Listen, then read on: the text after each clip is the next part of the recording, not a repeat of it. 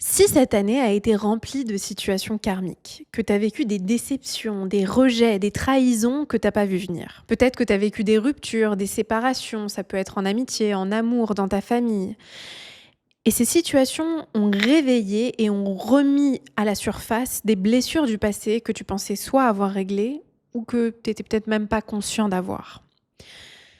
Sache que c'est très bon signe.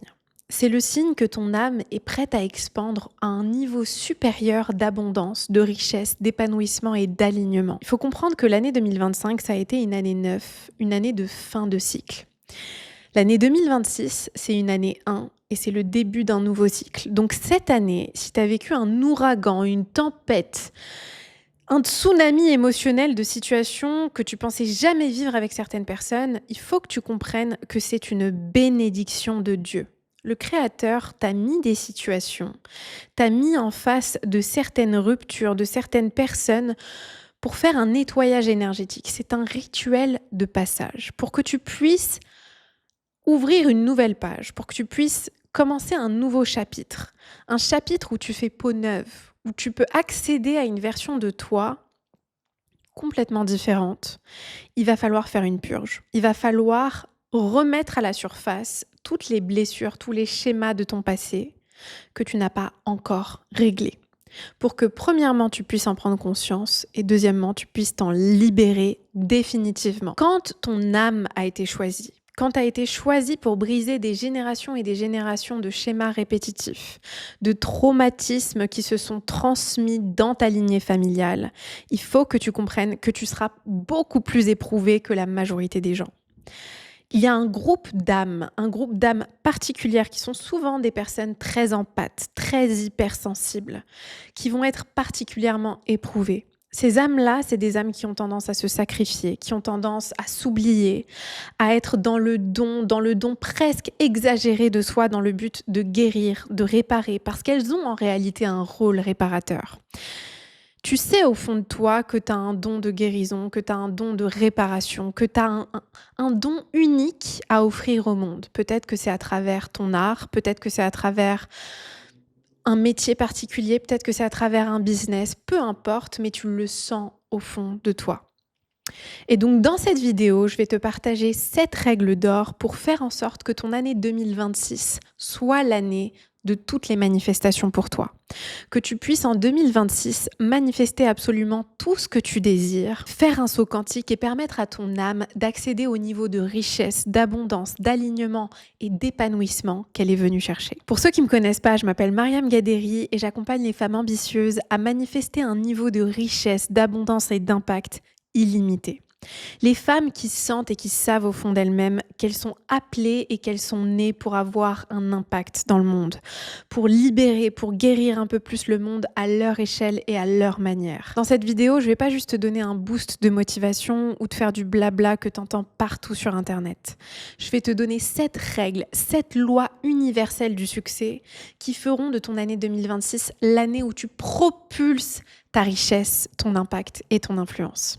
C'est parti. La première règle, qui est une des règles les plus importantes, si tu ne suis pas cette règle, je te garantis que tu ne pourras pas accélérer ton processus de richesse, que tu ne pourras pas accélérer ton processus d'impact. La première règle, qui est une des plus importantes si tu veux faire de ton année 2026 la meilleure année que tu as eue jusqu'aujourd'hui et propulser tes résultats, c'est de te protéger des vampires énergétiques. Protège-toi des vampires énergétiques. Le groupe d'âmes qui a été choisi. Les profils hyper empathiques, hyper sensibles, qui captent toutes les subtilités, qui savent exactement comment se sent une personne quand elle rentre dans une pièce. C'est des personnes qui ont tendance à se sur-sacrifier dans le but de guérir. Elles ont beaucoup plus de ressources que la moyenne des gens et elles ont une capacité de guérison qui dépasse l'entendement. Le problème avec ça, c'est qu'elles vont avoir tendance à attirer les vampires énergétiques, à attirer les personnes qui sont là pour prendre leurs ressources sans jamais leur donner en retour. C'est des personnes qui vont s'épuiser dans le but de réparer parce qu'elles sentent et elles savent qu'on leur a donné un don de guérison. Simplement, elles n'ont pas appris à maîtriser ce don-là, à maîtriser leur énergie pour faire en sorte de non seulement servir l'humanité, mais de se servir elles-mêmes aussi dans le processus. Pendant des années, voire des décennies, j'ai été dans ce schéma-là. Pourquoi? Parce que moi, j'ai grandi dans une famille où mes parents se disputaient, où mes parents se déchiraient comme pas possible. Et j'ai appris dès mon plus jeune âge à mettre mes besoins de côté, mes ressentis de côté, pour essayer de les sauver. J'essayais de sauver ma mère, j'essayais de raisonner mon père, j'essayais d'arrêter leurs disputes, je me mettais entre eux quand ça devenait violent. J'essayais de tout faire pour guérir, réparer, être la personne qui faisait la médiation. Et donc, j'ai appris à me sacrifier, à sacrifier Mariam, à ne pas écouter Mariam. Pourquoi? Parce que je ne pouvais pas. Je sentais et j'étais convaincue que ma survie et la survie de ma famille dépendaient de ma capacité à m'oublier complètement dans le but de protéger les autres, dans le but de prendre soin des autres. Et donc, j'ai développé une hyper-empathie. J'ai été capable, dès mon plus jeune âge, de capter très rapidement dans quel état émotionnel se trouvait ma mère, si mon père allait s'énerver ou pas et allait commencer à hurler ou non. J'ai été capable très rapidement de comprendre, de cerner, d'analyser les gens, de les aider. Et donc, j'ai appris à relier mon sentiment de valeur et d'utilité à ma capacité à sauver les gens. En amitié, j'essayais d'être amie avec des gens qui avaient besoin d'aide parce que je me disais qu'au moins, ils allaient rester amis avec moi parce que j'allais être utile pour eux. En amour, j'ai attiré des vampires énergétiques qui étaient là pour prendre de la ressource, pour prendre mes ressources et pouvoir eux-mêmes s'élever parce que j'avais la conviction que j'étais pas digne d'amour et que le seul moyen pour moi d'être aimée et choisie par un homme, c'était de le sauver. Et donc, pendant des années, j'ai répété ce schéma, j'ai répété ce schéma, j'ai répété ce schéma jusqu'à ce que j'en prenne conscience et que je fasse un travail suffisamment profond sur moi-même pour commencer à changer mon énergie, changer ma fréquence et attirer des personnes différentes. Mais cette année, il s'est passé quelque chose d'extrêmement intéressant. J'ai commencé l'année en étant convaincue que ce schéma-là, il était réglé pour moi. En amour, j'ai rencontré un homme qui m'a mis face à ce schéma-là et immédiatement, j'ai coupé. Immédiatement, je suis passée à autre chose. En amitié, j'étais convaincue d'être face à des personnes qui étaient là pour me donner autant que je leur donnais, qui étaient là pour m'élever autant que je les élevais. Et je me suis retrouvée face à une situation tellement lunaire où Dieu m'a donné un choix. Soit tu brises le cycle, soit tu laisses le cycle te briser. Soit tu brises le cycle de la sauveuse, soit tu laisses le cycle te briser. J'ai des frissons quand je vous dis ça parce que c'est très important, ce que je suis en train de vous dire.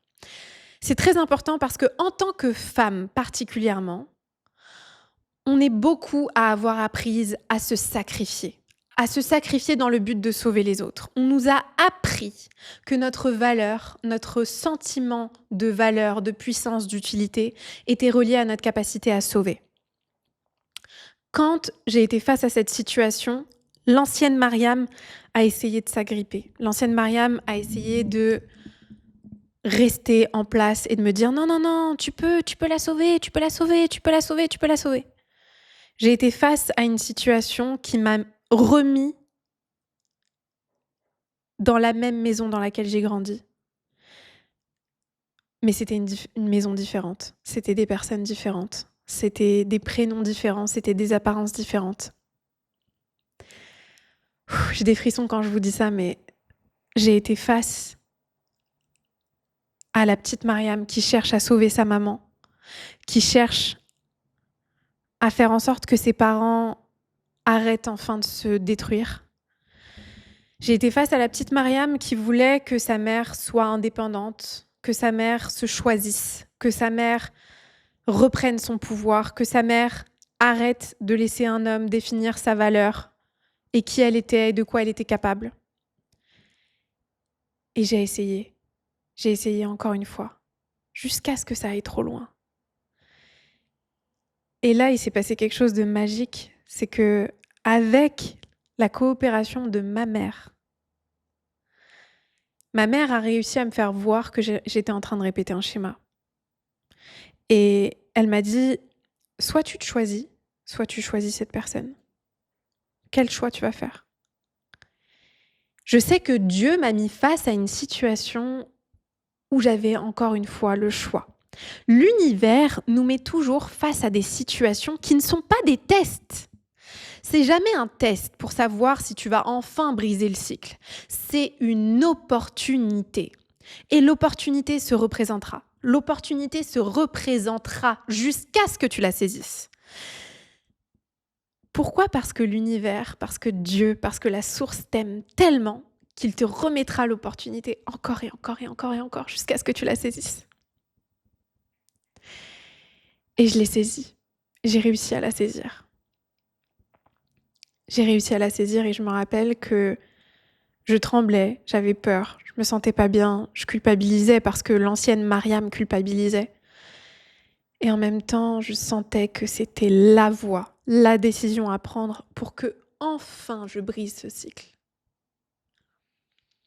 Cette année, j'ai été face à tellement de situations qui m'ont fait comprendre que à tout moment, tu peux briser ce cycle. Et je sais que toi aussi, si tu m'écoutes, tu as certainement vécu des situations comme ça. La deuxième règle d'or, c'est qu'il va falloir que tu apprennes à maîtriser ton pouvoir. Quand tu es une vieille âme, quand tu es une âme qui est venue s'incarner pour accéder au niveau de richesse, d'abondance, de succès, d'impact, d'influence illimitée que le Créateur a visualisé en toi quand il t'a créé, tu vas être face à de la résistance. Et cette résistance, elle vient de ton schéma à chercher à plaire à tout le monde. Il y a quelque chose que tu es venu briser. Il y a quelque chose que tu es venu libérer définitivement dans cette vie humaine. Tu le sens au fond de toi. Tu sens que tu as passé ta vie à essayer de plaire aux autres. Tu as passé ta vie à essayer de guérir, de plaire, de servir, d'être utile, sans réellement assumer l'immense grandeur qui vit et qui sommeille en toi. Je sais que si tu m'écoutes, tu sens, tu sais au fond de toi qu'il y a quelque chose de grand, qu'il y a quelque chose un feu, une lumière qui est infiniment puissante et qui demande qu'à être révélée et réveillée. Le problème, c'est que tu as peur de cette lumière. Le problème, c'est que tu as peur d'assumer ce pouvoir-là. J'avais une cliente récemment, et d'ailleurs j'ai plusieurs de mes clientes, et ça c'est vraiment un schéma très particulier chez les femmes qui sont des femmes spirituelles, des femmes hyper empathiques, des femmes qui sont de vieilles âmes qui sont venues s'incarner et révéler cette richesse, révéler cette puissance intérieure et créer cet empire qu'elles sont venues créer. C'est qu'elles vont être face à la peur de déplaire, la peur de prendre de la place. Elles vont se dire oui mais les gens, ils vont se dire: «Mais pour qui je me prends? Et puis, quand même, j'ai pas envie d'être arrogante, j'ai pas envie de prendre trop de place, j'ai pas envie que les gens me trouvent, trop ça ou trop ci». Ce que j'ai envie de te dire et qui est absolument capital, c'est que l'univers ne récompense pas la modestie. Je répète parce que c'est très important, l'univers ne récompense pas la modestie. La modestie, c'est de la fausse humilité. La modestie, c'est l'envie de plaire déguisée en vertu. J'ai envie de te plaire, j'ai envie que tu m'aimes, j'ai envie que tu me trouves génial, j'ai envie de ne pas te déranger parce que si je te dérange, alors là, je ne vais plus te plaire et donc tu ne vas plus m'aimer et donc j'ai peur d'être seule, j'ai peur d'être rejetée. Et donc, je vais me faire passer pour quelqu'un qui a de la vertu. Je vais me faire passer pour quelqu'un qui est vraiment, oh là là, tellement moral, tellement éthique, tellement incroyable. Je vais me faire toute petite comme une fille toute sage, parce que c'est comme ça qu'on m'a appris à être. Parce que c'est comme ça que je dérange personne. Pour venir accélérer ton processus d'expansion, il va falloir que tu oses briser ce cycle-là. Il va falloir que tu te permettes d'aller réveiller ton pouvoir et prendre de la place. J'ai vu à quel point, même physiquement, pendant des années, quand j'étais à l'école, je me faisais harceler parce que j'étais cette petite fille qui prenait pas trop de place, qui était toute sage, qui parlait pas trop fort, qui dérangeait personne, qui osait pas dire ce qu'elle pensait. Parce que j'avais tellement peur de montrer ma vraie puissance, de montrer mon côté souverain, mon côté fort, mon côté leader, que finalement, je me faisais toute petite. Et c'était pareil dans mes relations, c'était pareil en amitié, c'était pareil dans tous les contextes de ma vie. Quand j'étais salariée, pareil. J'avais tellement peur que les gens ne m'aiment pas. J'avais tellement peur. Et pourquoi d'ailleurs? Ça, c'est intéressant de se poser la question. Parce que je ne me faisais pas confiance dans ma capacité à tenir cet inconfort. Quand tu vois que les gens ne t'aiment pas, c'est très inconfortable de rentrer dans une pièce, d'avoir les regards qui sont sur toi et de sentir que les gens ont parlé derrière ton dos, que les gens te lâchent des mauvais regards, qu'ils ne sont pas très heureux et satisfaits de la personne que tu es, qu'ils te méprisent, peu importe, qu'ils se moquent de toi, qu'ils te rejettent, qu'ils t'humilient. La personne la plus puissante dans une pièce, c'est pas celle qui ne dérange personne, c'est celle qui est à l'aise avec le fait de déranger. C'est celle qui n'en a rien à faire de déplaire à la majorité des gens, si c'est pour honorer qui elle est authentiquement. La personne la plus puissante de la pièce, c'est celle qui ose exprimer qui elle est vraiment, ce qu'elle pense réellement et qu'est-ce qui est important pour elle, authentiquement. La troisième règle d'or, c'est que derrière chaque rupture se cache une bénédiction. Derrière chaque rupture se cache une bénédiction. La majorité des humains sont coincés dans ce que ça signifie pour eux que de vivre une rupture. Ils vivent une rupture et ils ont l'illusion de croire que c'est uniquement la fin de quelque chose, sans réaliser que la fin de quelque chose est toujours le début de quelque chose de meilleur.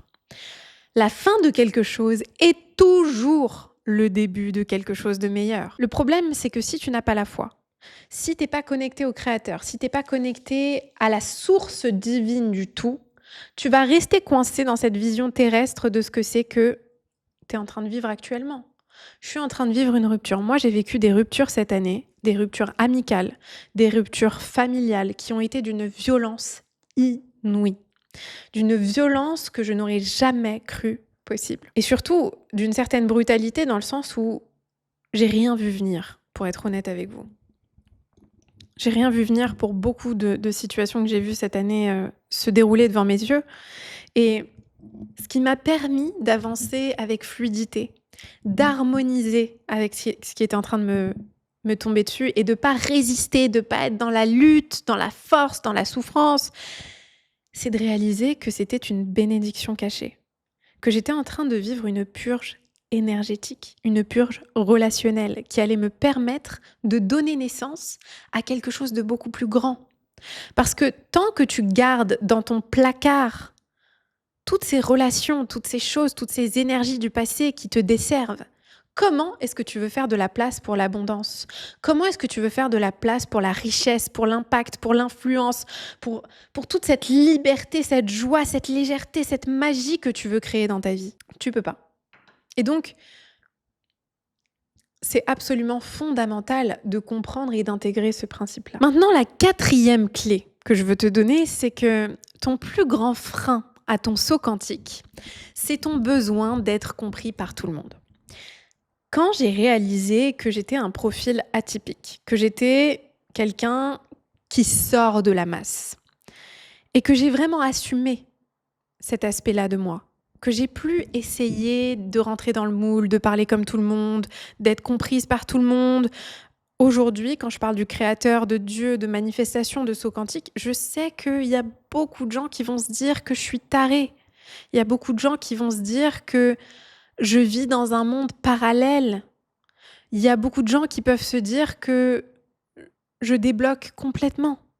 Mais en réalité, moi, je sais. Je sais que ma tribu de vieilles âmes qui m'écoutent vont se reconnaître dans ce que je dis et vont sentir la vérité qui s'échappe de ce que je suis en train de transmettre.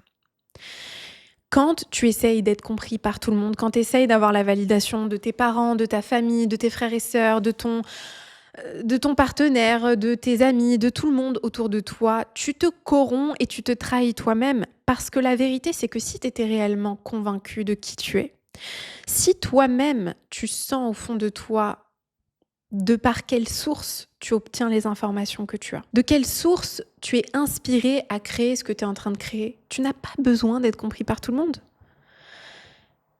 Si tu m'écoutes, il y a de fortes chances que tu sois le mouton noir de ta famille, que tu sois la personne qui est incomprise, qui est jugée, qui est perçue comme complètement à côté de la plaque.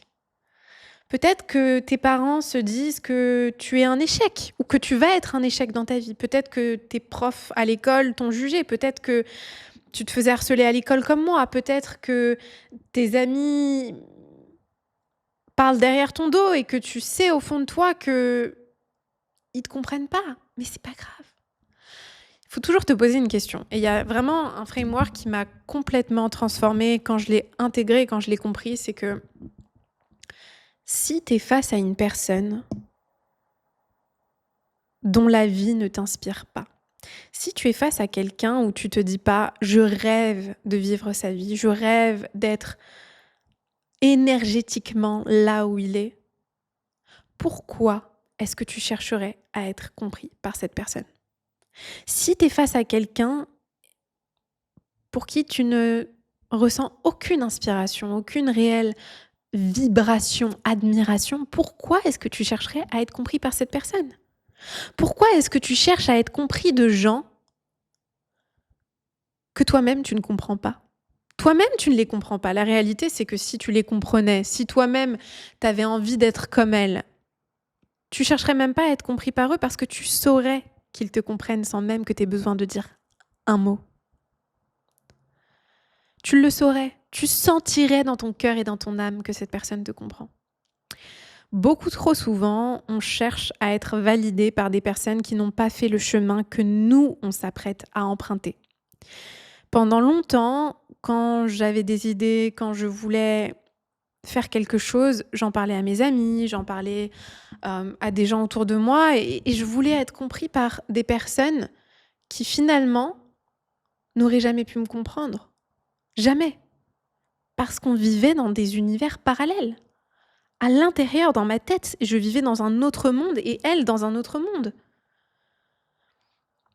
Donc, c'est vraiment important de te donner la permission d'être incompris. Accepte d'être le mouton noir.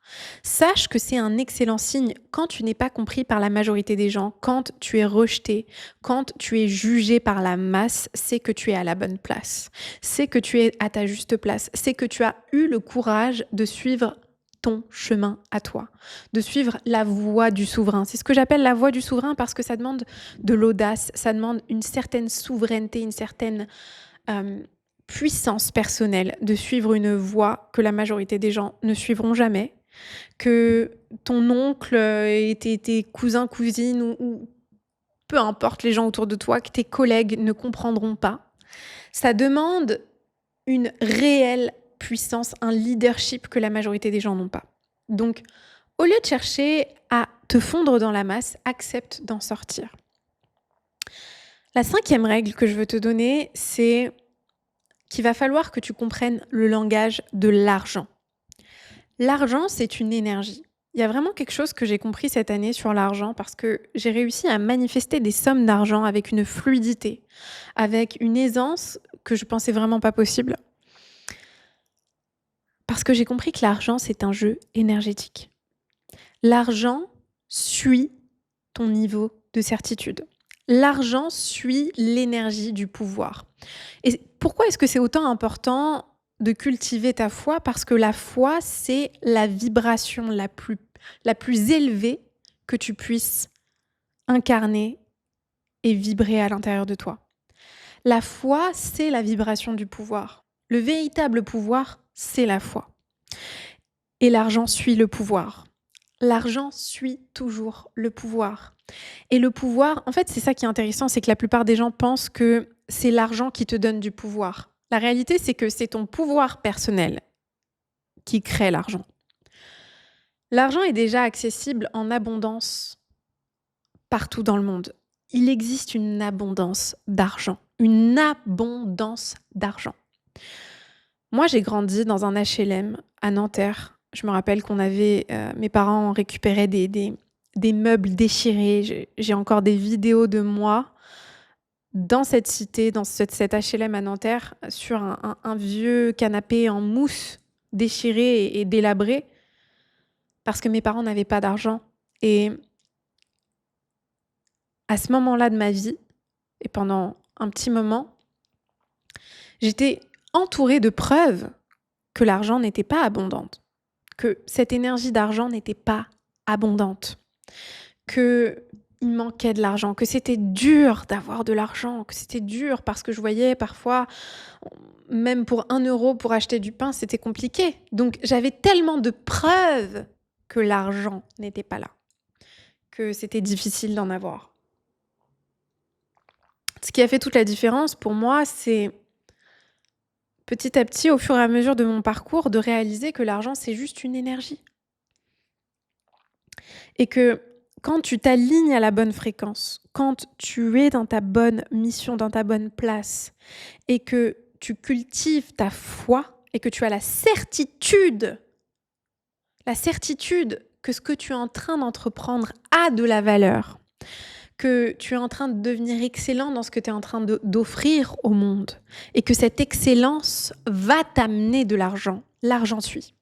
L'argent suit 3 choses. Ton niveau de certitude, ton niveau d'excellence et ton niveau de contribution.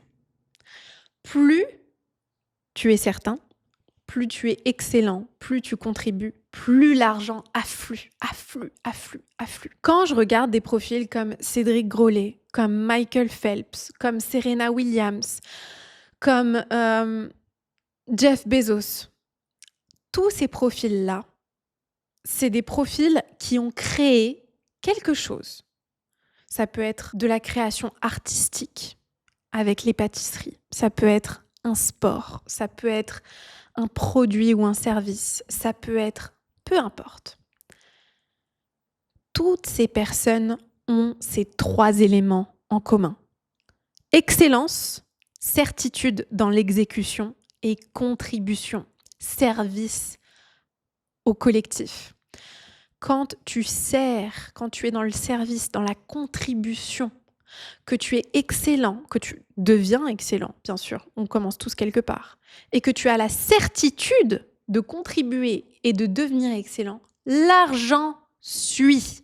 L'argent est toujours une conséquence de ta capacité à être excellent, certain et à contribuer. Point barre. Quand je regarde ma propre vie, plus je suis devenue certaine, plus j'ai contribué positivement à libérer les femmes et les hommes de leurs barrières invisibles, à libérer les entrepreneurs de leurs plafonds invisibles, à aller expanser, à aller expandre leur business, leur impact, leurs revenus, plus l'argent a afflué dans ma vie. Aujourd'hui, j'ai une facilité à vendre qui est juste déconcertante. Je ne vends même plus, je ne vends pas, je ne cherche pas à vendre. Les bonnes personnes viennent à moi.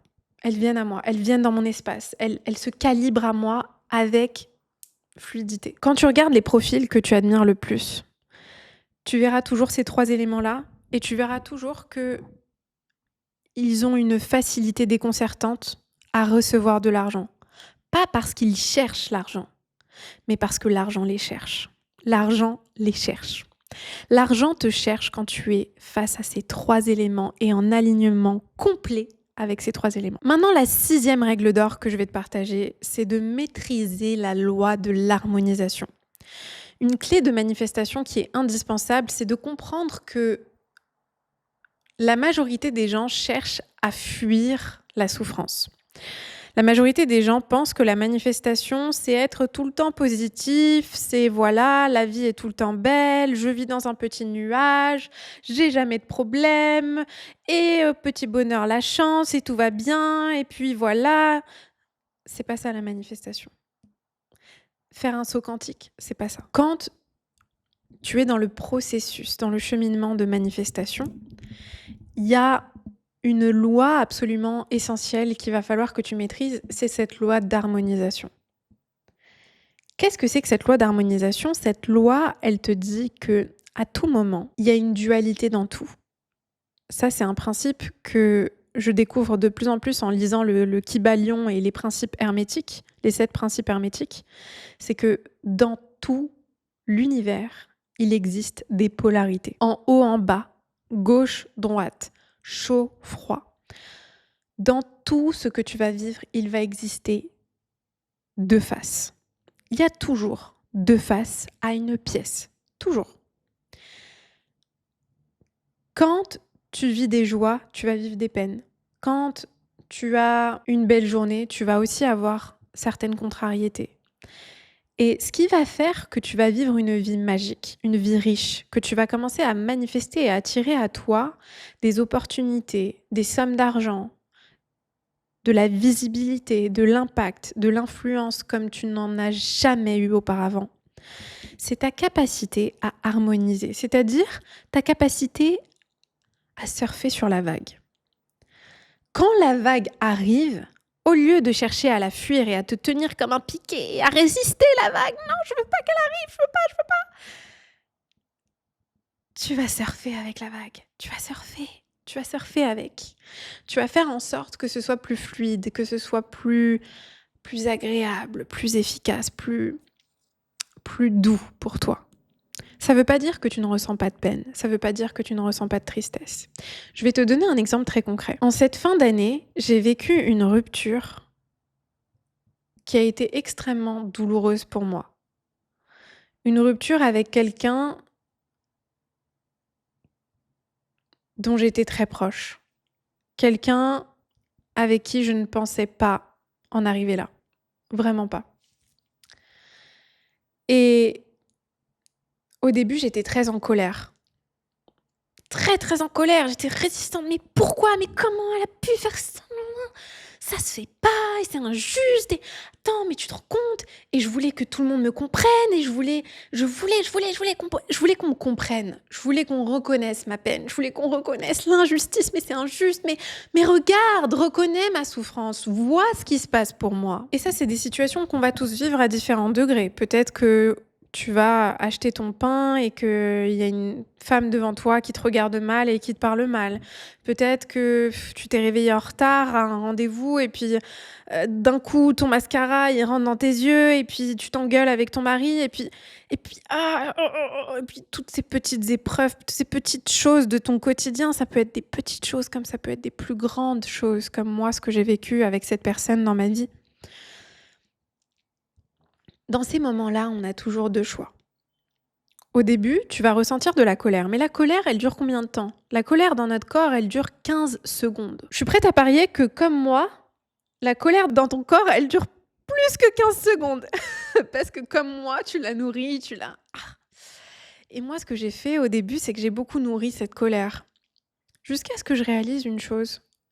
La personne que je punissais, c'était moi. La personne pour qui je créais un enfer sur Terre, c'était moi. La personne que je ramenais à des fréquences basses, c'était moi. La personne que j'empêchais de manifester et d'accéder à la richesse et à l'abondance que je cherchais, c'était moi.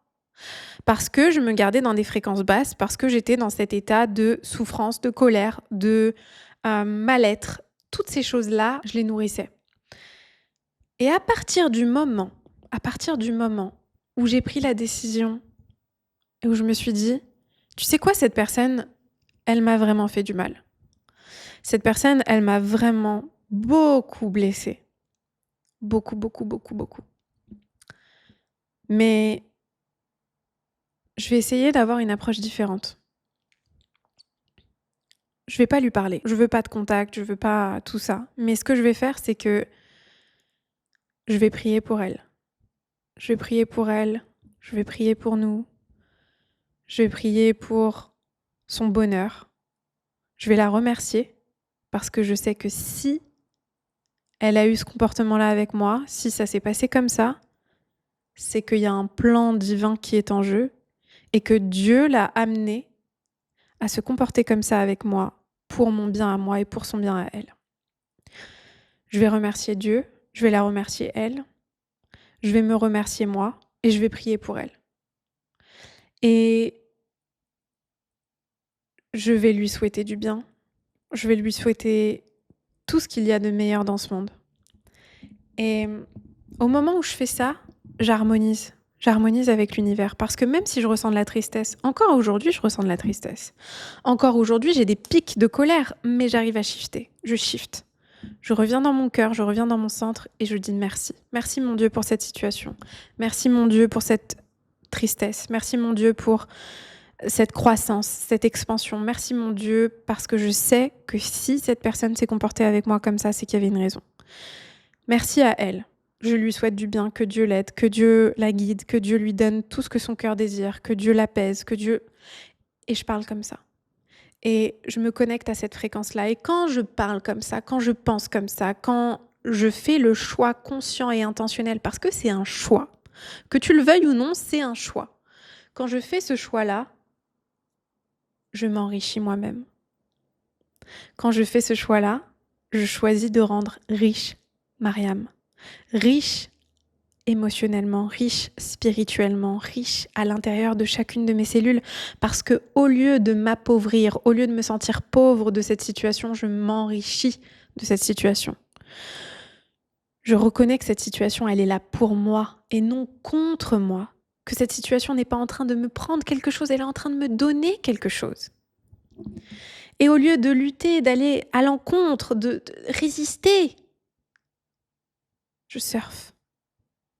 Je dis merci. Est-ce que c'est tous les jours facile? Non. Est-ce que je suis un moine qui vit sur une montagne et qui est en connexion parfaite avec le Créateur? Non. Mais c'est un entraînement du quotidien. C'est ta capacité à écouter ce qui se passe dans ta tête, à prendre conscience de ce qui se passe dans ta tête et à shifter, à revenir vers toi.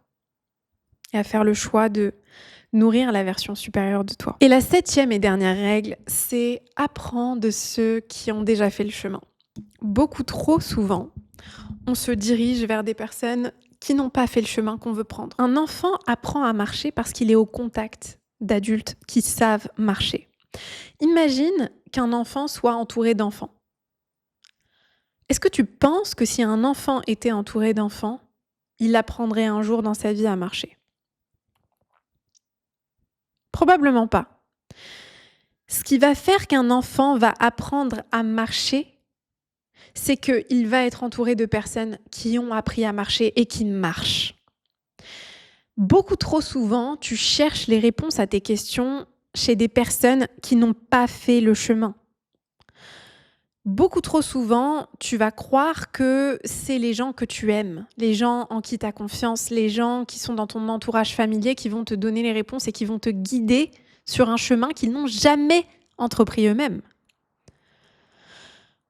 Quand j'ai compris la puissance et le propulseur, l'accélérateur illimité que c'est d'être au contact de mentors qui ont fait le chemin avant toi, ma vie a changé. J'ai commencé à apprendre de mentors virtuels dans des podcasts, sur les réseaux, dans des programmes, dans des masterminds, dans des mentorats, dans des coachings. À ce moment-là, les résultats que j'ai eus ont fait x10, comme ça, accélération maximale. Parce qu'au lieu de perdre du temps à tourner en rond sur toi-même, à aller vers les personnes qui sont les plus proches de toi dans ton entourage à proximité, tu vas vers des personnes qui ont dépassé tous les obstacles que tu es en train d'avoir sur ton chemin, qui peuvent te dire exactement comment les dépasser, comment les appréhender, quelle posture avoir devant ces obstacles, comment te calibrer énergétiquement à la version de toi qui accueille l'abondance, la richesse. En tant que femme, on ne nous a pas appris à assumer notre puissance. On ne nous a pas appris à assumer le pouvoir qui existe en nous. On ne nous a pas appris à prendre cette posture de leader, à déranger, à prendre de la place, à assumer notre grandeur et notre ambition. Très peu de femmes se sentent suffisamment en sécurité avec elles-mêmes pour sentir qu'elles sont capables d'accueillir l'abondance financière. La plupart des gens vont te dire qu'ils veulent du succès, qu'ils veulent de la richesse, de l'impact, de l'influence, et pour autant, ils s'auto-sabotent. Pourquoi? Pourquoi ils s'auto-sabotent? Parce que ce qui te fait peur, c'est pas d'échouer. L'énergie de l'échec, l'énergie du manque, tu connais très bien. Ce qui te fait peur, c'est de réussir. Ce qui te fait peur, c'est d'être vu. Ce qui te fait peur, c'est d'être écouté. Ce qui te fait peur, c'est d'être reconnu. Ce qui te fait peur, c'est de recevoir de recevoir de l'argent, de recevoir de la reconnaissance, de recevoir de l'attention, parce que ton système nerveux ne sait pas comment recevoir tout ça. Parce que ton système nerveux croit qu'il y a un danger là-dedans. Pourquoi? Parce que c'est l'inconnu. Et donc, quand tu es au contact de personnes qui ont réussi à calibrer leur propre système, de personnes qui ont réussi à accueillir ces vagues, à harmoniser avec ce chemin-là, tu te crées un accélérateur, un propulseur. Si ça t'a parlé et que tu as envie d'aller plus loin, je t'invite à rejoindre ma newsletter. Dans ma newsletter, je te partage mes prises de conscience, ce que je canalise, les transmissions que je sens que je dois te partager pour que toi-même, à ton tour, tu puisses accélérer ton processus de manifestation et expandre ton impact, ta richesse et ton influence sans t'excuser, sans lutter, sans te faire toute petite, sans chercher à plaire à tout le monde, mais en étant pleinement aligné à la version la plus vraie et la plus authentique de toi-même. Je te laisse le lien juste en dessous pour t'inscrire et comme d'habitude, je t'envoie énormément d'amour.